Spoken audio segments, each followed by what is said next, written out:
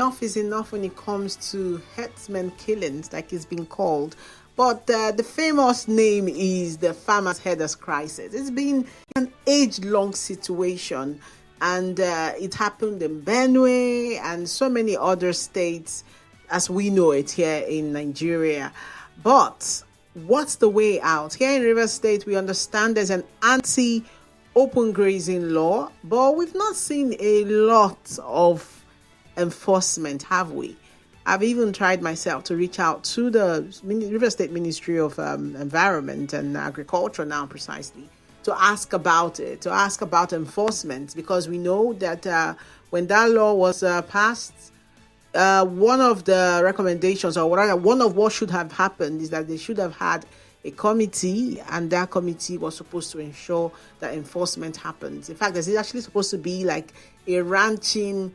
They are in charge of giving licenses for ranching, but we've not seen any of this happen over the years. And I think a couple of weeks ago, we also reported the story of an accident that involved a cow getting on the road and being hit, and the commuters or the passengers of that particular bus were just lucky to survive. And we've just had a lot of this. I mean, between driving from here to Rumokoro, you probably will still see cattle all over feeding on any nearby grass and any nearby greenness. That's the reality, and that's what it is. I mean, this is a state that is supposed to have a law. A lot to unpack when we think about these things. But more importantly, I'm asking, why this? I mean, you heard them there. They are tired. For them, the concern is the killings. But on a larger scale, it's an issue that needs to be handled very carefully, because it touches on food security, it touches on regional development, it touches on a key aspect of the economy. And that's why we're having this conversation on Talking Figures today.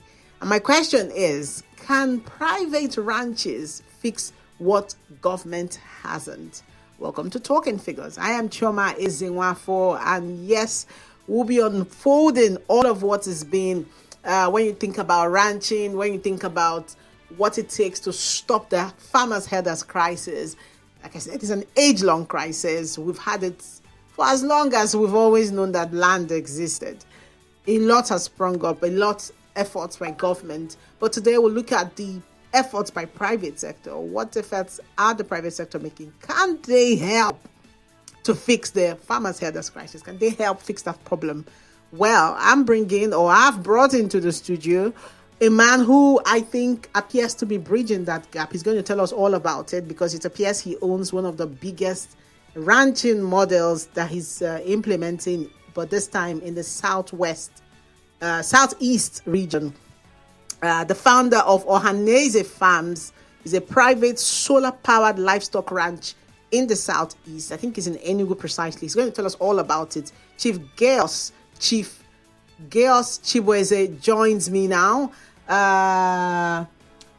Hello, Chief. Can you hear me?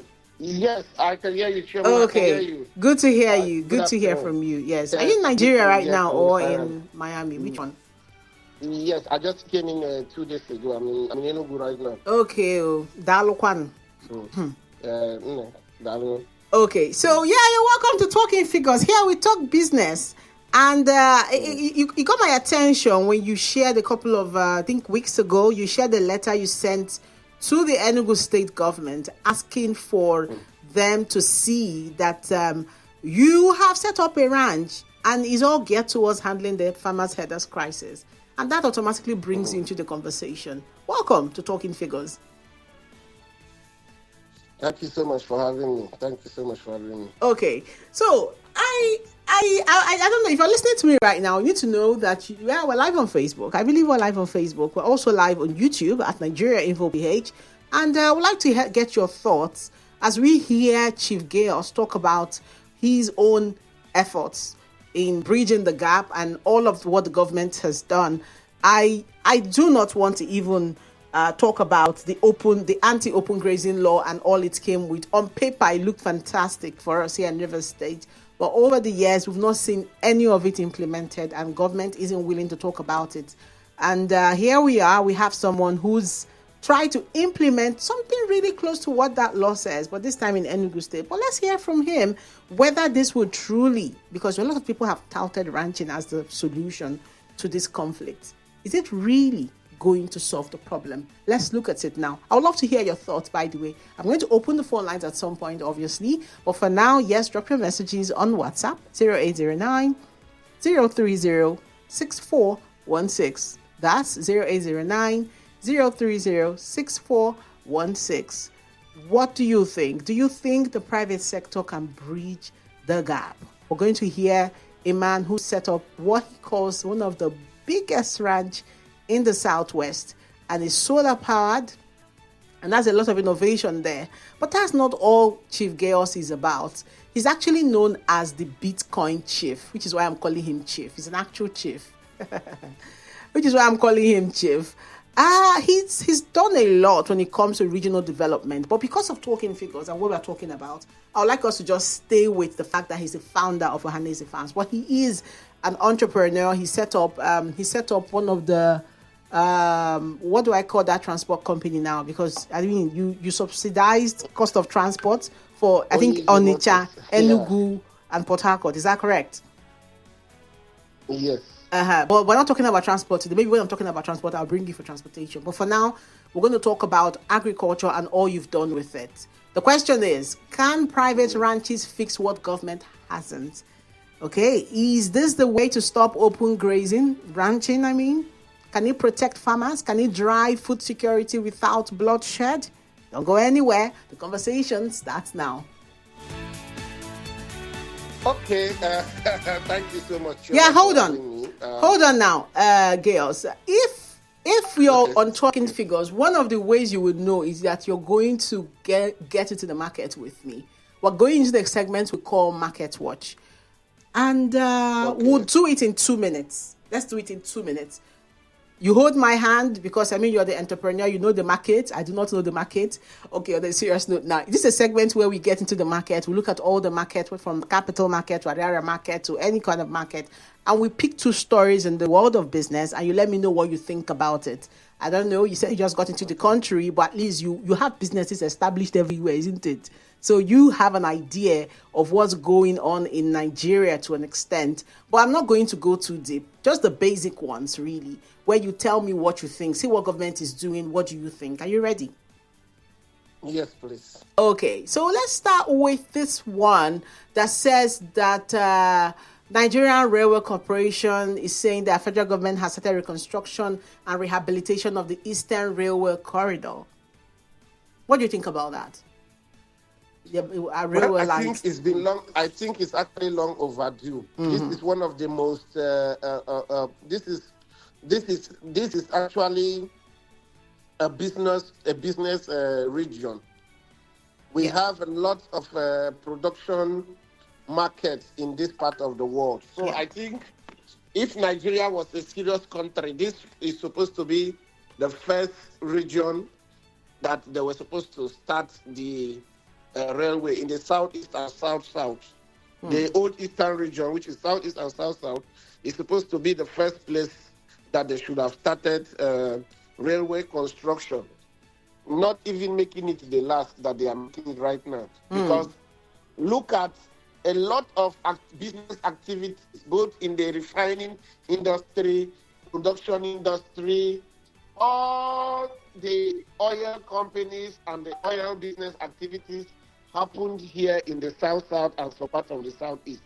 All productions, Nigerians' production houses are headquartered here in Aba, Onitsha, and some other of these places here in the south. So I believe if they were really looking at, if they were looking at the value each project, each region is supposed to, if they're looking at the value need of each region, it was supposed to actually start here. But we must commend them for at least getting to it. Okay. One thing I would say is that it shouldn't just be something they say on radio. Has anyone that is listening to us here now, have you seen any of the projects Have you seen anything get started? Yeah. Is anything ongoing right now to show that they Good have question started there. the construction? So these people say a lot of things, but the question is, has anybody seen it? Okay, I don't know if we can do in 30 seconds your thoughts about Dangote reducing the cost of petrol again. It went up 3 weeks ago. It's come down again. And I mean, they said they are planning to end crude importation by December 2025 as well. What do you think? Yeah, I mean it is actually a good one, and that is what entrepreneurs do: solving big problems and getting paid big money. Chief. Dangote, as an entrepreneur, saw the need for. Chief, we need to Dangote go. We need to go on a break now. When we return, we'll continue. Okay. Okay. Okay, yeah, let's go on that break. Now, when we return, we'll wrap up Market Watch and get into insider tips when we're looking at ranching as a solution to this problem. Nigeria Info. We'll be right back.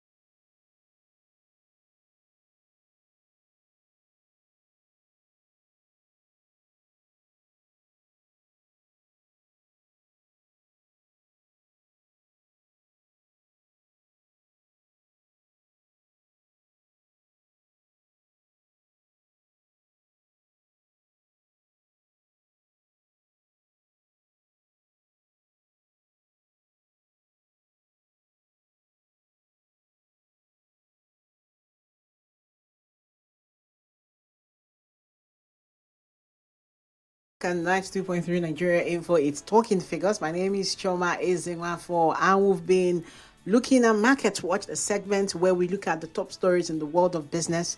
Time only allowed us to look at two. And now I have my guest, and he was just wrapping up his thoughts about Dangote and plans to end crude oil. What was that again now? Crude importation by December 2025. We understand that it's that's what he was actually talking about before we went on that break. So I'm going to let him finish, and then we'll delve into the big topic for the day, which is talking about the farmers' headers crisis and how ranching can actually help solve it. Chief Gaius, are you still there? Chief, Yes, are you I still am there? here. Okay, thank you for holding on now. Let's Yes. finish that thought you had now.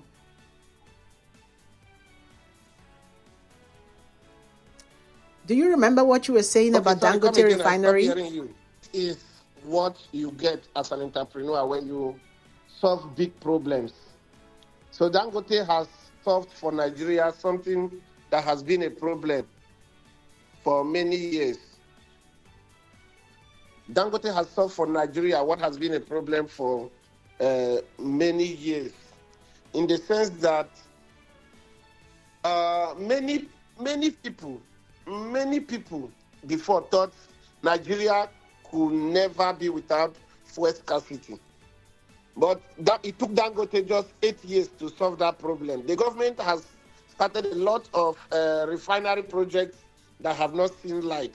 But immediately Dangote, an entrepreneur, jumped on it.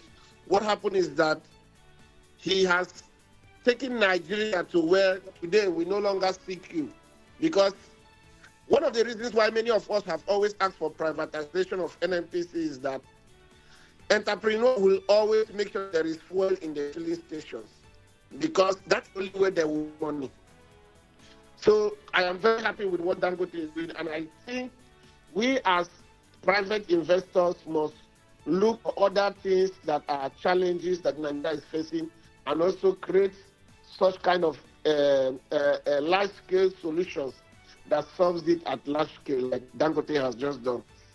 All right, Chief. I thank you for sharing your thoughts on Market Watch, and this is us wrapping up this segment and now getting into Insider Tips, where we're looking at the farmers' headers crisis. I played a couple of voices earlier. I don't know if you heard it, where we had people protesting in Rivers State and saying that they need Rivers State government to enforce the anti-grazing law, the anti-open grazing law as we have it in Rivers State, which ranching is at the middle of all of it. But we've not seen any enforcement over the years, and we continue to see attacks. We hear attacks in some parts of Eche in Rivers State and some other parts. And some of them are traditional rulers, and they are warning that if this doesn't end, people may resort to self-defense, which isn't what we want now. So the reason you're on the show is that I saw the letter that you wrote to the Enugu State government talking about your ranch, and you say it's the biggest. You said it's one of the biggest ranching models that you've created there, and it got my attention because we do not have that, as far as I know, we do not have that in Rivers State yet. So let's hear you talk about it and tell us what's possible. Okay, let's know what's possible. Let's talk about when it comes to the land, the livestock, the laws, the real price of feeding Nigeria without the violence, the chaos, the losses that has come with open grazing. Okay, so thank you again for making time to be on the show. Okay, thank you so much. Yes, so yeah, we're live on Facebook. We're also live. Farming community. Yes. Can you hear me? Yes, I can hear you, but just hold that thought for a minute. Yes. Let's let our listener know that they can actually share their thoughts on Facebook, where we're live, and we're also live on YouTube. We'll open the phone lines at some point, but for now, if you have thoughts at all while Chief shares his experience in building a ranch, you can share your thoughts on WhatsApp. You can share them on those social media platforms I've just mentioned, at Nigeria Info PH, on YouTube, and then on Facebook is Nigeria Info 92.3 PH. We're live now, okay? You can go over there as well and watch. You can drop your comments on X as well at Nigeria Info PH as well, okay? And the WhatsApp number is 0809-030-6416. 0809-030-6416. Now to you, Chief. Tell us how Ohaneze Farm started and why you chose ranching.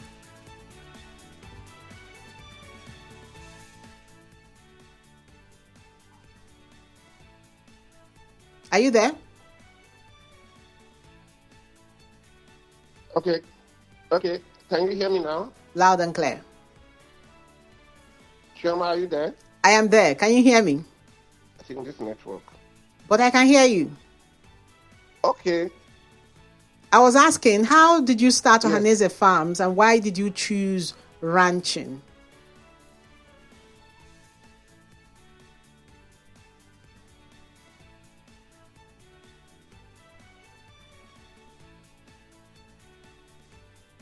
Can you hear me now? Can you hear me? I can hear you.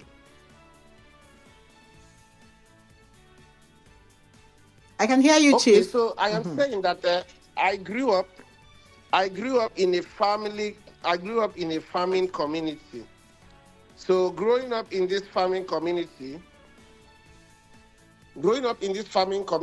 have always had love for agriculture.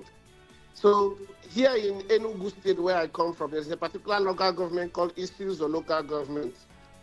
This local government for a while now has always been in the news for farmers and herders clashing. Every time farmers and herders, people in that community. And that community is a very important agro community in this Enugu State that majority of the farming in Enugu State is done because the community is very off town. It is where the rural people there, all what they do is farming. So this community, what has been happening is that people there in the community, they stopped going to farm because of these in-season clashes that always happens with the herdsmen. So as an investor myself, just like I said, I saw that opportunity. I said, okay, how can I build like a public ranch in this place? So I bought 410 plots of land, which is over 20-something hectares. And I started building this ranch. Now, what is my vision? This is a public ranch where I have planted all kinds of animal feeds. Now, and what am I saying? I am saying anybody that has livestock that wants to raise, instead of going around destroying people's crops and scaring away farmers from going to their farm, come and rent a particular space in this my ranch and raise your animals. I started my own. I used one of the side in the ranch, and I started raising my own personal animals, 100 cows and 250 goats. I have people there. It's almost like a hostel for cows. So it's solar power. There is 247 electricity. There is 247 water supply. I have boreholes I have constructed there. So I built this to reduce these farmers and herders clash in my state and also in the region. This my farm right now, Ohaneze farm, is currently the largest fenced livestock farm in the region. And what I'm saying is that instead of carrying your cows, instead of carrying your livestock, going around and destroying people's crops, I am saying that you should bring your livestock, rent a space in this my ranch. Either you pay me upfront or we use my facility and I get a cut from your harvest when you sell the livestock. So I even made it very, very affordable. I said, rent a space in this ranch. It is fenced. The whole 410 plots is fenced. I said, rent a space, raise your livestock, and the issue of farmers and herders clashing is going to stop. I intend to go to other places too. I intend to come to Rivers State, other parts of Nigeria that also need the same model. I intend to come there and also build something like this. Interesting. And now let's go back to the letter you wrote to a couple of, I think it was in month of May or June now, yes. I'm not sure. Tell us about that letter. Has the government supported or hindered your work in any way? They have not supported and they have not hindered. So the thing there is, I wrote a letter to the government telling them, it was a letter I wrote to them telling them what I feel they should do. You understand? How I think that they can actually partner with me to solve the problem of farmers and herdsmen clashing. Tell us what you told them. What was the nature? Yes. What did you tell? What was the partnership going to look like? So the partnership is enforce a law that because of this constant killing, that herders should stop moving around with cows and all this livestock. Anybody that wants to raise livestock should go rent a space in this public ranch that has been built in the state. They should go rent a space and raise their livestock. Now, So I wasn't even asking them to give me money. I wasn't asking them to come do anything. I already built this facility. I wasn't asking them to join me as business partners or whatever. I was just simply saying, this is a problem in the states. Here is a solution I have built.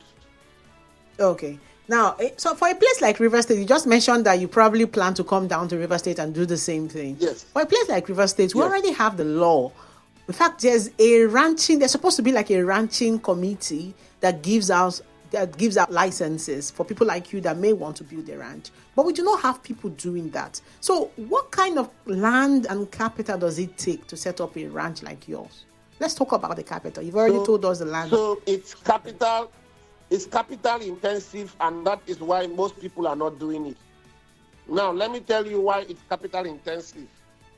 In as much as constructing the ranch is expensive, having one of the reasons why you see these people moving around with livestock, one of the reasons they are moving around with it is because these animals eat a lot, and they don't want to buy the feed. They just take them around to be eating people's crops, eat grass and everything. So it's cheaper that way. These people, the owners don't want to spend money on feeding of these livestock. Yes. So growing the feed is actually capital intensive. I will give you an example. Last week I finished farming 11 hectares of super napier. And farming that 11 hectares with the labor and everything cost me close to 18 million naira.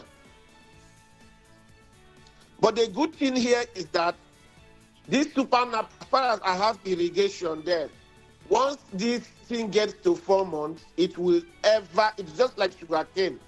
It will forever be in that land.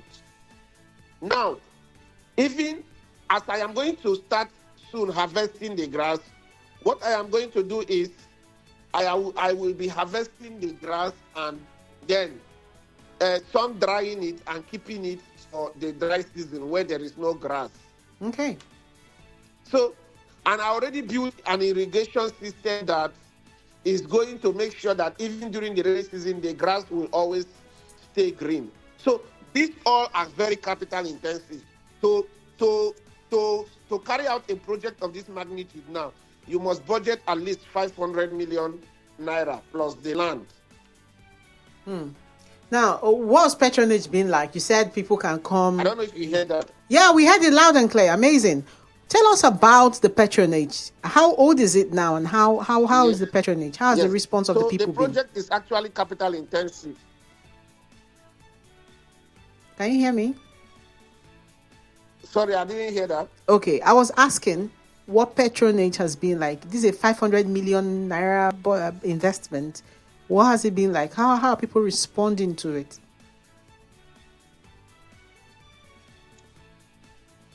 I didn't hear what you were asking. How are people responding to this investment you've made in Enugu State? Okay, private people have been reaching out. A lot of them are also onboarding their animals. Many people in diaspora are also calling me that they would love to just buy animals and just put there. So a lot of people have been reaching out to me. So it's been an amazing one so far. A lot of private investors, people who want to just people who just want to raise life, they have been coming. The route I see many of them taking is they say, okay, I will just buy the animals. I will not worry about the feeding and the upkeep. You handle that, and at maturity, when you sell, you take your own percentage, and I take my own percentage. Now, you've made your farm tech-driven and sustainable. What's the vision, behind it? Beyond you've told us about the investment, the land. Tell us about the long-term plan. My long-term plan is to to build an ecosystem for livestock farming in Africa. That is why I am building this ranch. I'm currently in talks with some investors and government of Cross River State to also do the same there in the state. You know, Cross River State is one of the green states in Nigeria. So I want, in the next 10, 20 years, I want to be able to own different chains of livestock farms across Nigeria. And this will help me. For example, Nigeria still imports over 50% of its livestock consumption. Okay. Now, what should states like River State be doing to attract ranching investment of this nature? So one of the things first is to show interest in put out a communique that says that, oh, River State has banned public what do they call public grazing, open livestock, grazing, grazing, public grazing, and they are calling on investors who would love to create ranches and rent out space to people. When they put out laws, because this is one of the mistakes I think I personally made here in Enugu State, because that law is supposed to be in place first before I do this. But I wouldn't call it a mistake because I am also interested in livestock farming. Okay. So right now, I am already using my ranch. Whether a law is made that has banned open grazing in the state or not, I already have my livestock already in the farm, and I am using the ranch already for my own business. Okay. But then, Chief... And then I am also leveraging social media to get private investors that have livestock that they will want to bring. Interesting. Well, from what you're saying, it appears River State is ripe and ready for you. We have the law already. We have a law that has banned open grazing. Where we'll sort out the nitty-gritty of not implementing it. We'll sort out that later. Okay? But we have the law. We have a complete framework that was drafted about 5 years ago that has banned it in River State. And with that framework, people like you appear to should be able to invest. But we do not see that happening at the moment. But then I'm wondering, Chief, you are under 40. Is that correct? Yes. And as an under 40, you've done all of this. A 500 million naira investment. By the time you hit 40 and give it maybe 20 more years, you'll be in your 60s. That's a very laudable investment. How can we get more young people interested in this kind of agriculture? Well, if you look around Nigeria, one thing I have personally done is the same thing Dangote is doing. What is the same thing? Dangote looked at Nigeria and saw the problems Nigeria is having as business opportunities. And what did he do? He created solutions. Today, Nigeria is no longer having queues for filling stations.